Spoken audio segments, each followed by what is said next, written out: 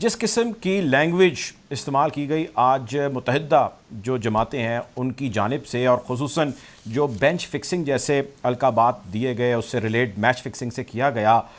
Contempt لگتی ہے ایسے سینیریوز میں، یا ججز یا عدالتیں اس کو لیٹ گو کرتے ہیں؟ کیونکہ ابھی تک تو ہم نے دیکھا اس پہ کچھ نہیں ہوا، لیکن جو لینگویج تھی وہ روٹین کی نہیں تھی۔ نہیں، جہاں تک ابھی تک کچھ نہ ہونے والی بات ہے اس کو تو آپ نظر انداز اس لیے کیجئے کہ آج کا دن جس صبر و تحمل کے ساتھ چیف جسٹس اور ان کے ساتھی ججز نے گزارا ہے، اور جس طرح وہ سابق صدور سپریم کورٹ بار کے اندر موجود تھے اور باقی پولیٹیکل پارٹیز کی دھمکیاں موجود تھی، اور اس کے باوجود بڑے صبر و تحمل کے ساتھ انہوں نے کیس سنا اور اس کو منطقی انجام تک پہنچانے میں کافی حد تک کامیاب ہوئے، اور یعنی جو کیس جس طرح وہ چاہتے تھے، ان کا جو ایجنڈا تھا دوسری پارٹی کا،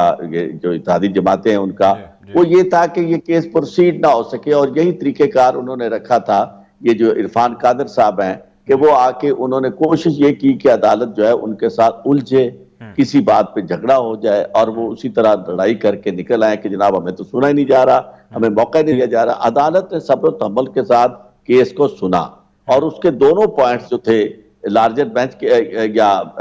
فل کورٹ کی جو تشکیل ہے اس کے بارے میں بھی انہوں نے فیصلہ دے دیا، اور باقی کیس جو ہے سنا اور ٹائم کل کر رکھ دیا۔ میں یہ سمجھتا ہوں کہ یہ کل کی حد تک یہ معاملہ جو ہے توہین عدالت والا یہ نہیں ہے۔ توہین عدالت شاید وہ ووٹو نہ ہو، توہین عدالت کی کارروائی کے لیے کوئی متاثرہ فریق جو ہے وہ اپلیکیشن دے گا۔ اور آپ کو آج ایک بات بتاتے ہوئے میں ایک عجیب بات محسوس کر رہا ہوں، اس میں کوئی خوشی کی بات نہیں ہے جو میں آپ سے شیئر کر رہا ہوں، کہ میں اس بینچ اس وقت جب 97 میں یہ معاملہ، یہ 96 کے آخر میں جو تھا، جس وقت سجاد علی شاہ صاحب کا کیس ہوا تھا، جس وقت توہین عدالت ہوئی تھی نواز شریف صاحب کے خلاف کیس سعودی اکرام صاحب نے، اس وقت میں اس کمیٹی کا ممبر تھا جس نے وکلاء کی طرف سے ہیڈڈ بائی عابد حسن منٹو، ہماری جو وہ 15 رکنی بینچ تھا، کمیٹی تھی، 17 رکنی بینچ تھا، اور میں ترجمان تھا اس وقت اس کمیٹی کا،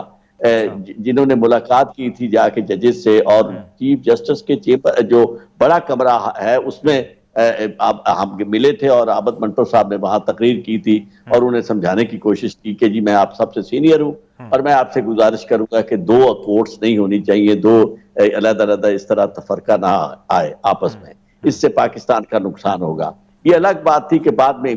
جو نواز شریف صاحب تھے انہوں نے قابو کر لیا ہمارے عابد حسن منٹو صاحب کو، بھی ان کے گھر چلے گئے، لیکن یہ اس وقت کی صورتحال میرے سامنے بالکل آنکھوں کے سامنے ہے۔ اس وقت بھی منظر یہ تھا کہ انہیں بالکل نظر آ رہا تھا کہ توہین عدالت کے کیس میں نواز شریف کو سزا ہو جائے گی، تو اس وقت انہوں نے یہ بھانپتے ہوئے اپنے ایم این ایز کو باقاعدہ تیار کیا، پرائم منسٹر ہاؤس میں تیاری ہوئی، اور اس کے بعد اگلے دن وہ آئے اور انہوں نے حملہ کر دیا۔ ان کا مقصد یہ تھا کہ بھائی بات کی دیکھی جائے گی جو بھی ہوگا، لیکن ایک دفعہ وہ فیصلہ جو بڑا کام ہے وہ نہ کر سکے۔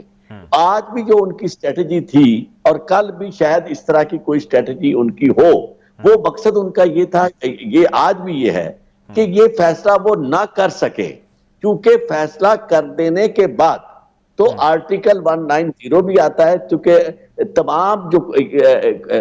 قوتیں ہیں، چاہے چیف یعنی وہ ساری پابند ہیں اسٹیٹ مشینری کے، ان کے حکم پہ عمل درآمد کرے، تو اس لیے ان کی کوشش یہ تھی، اور اس کوشش میں وہ کامیاب آج نہیں ہو سکے۔ البتہ اس کے کانسیکوینسز ضرور ہیں، ایسا نہیں ہے کہ اس طرح کی کوئی زبان، چونکہ یہ وہ سٹرکٹلی اسی توہین عدالت کی کے زمرے میں آتی ہے، جس میں سکینڈلائز کرتے ہیں آپ کورٹ کو، عزت اور توقیر اس کی نیچے گراتے ہیں، آپ ایسی زبان استعمال کی گئی جس میں بے عزتی شامل ہے،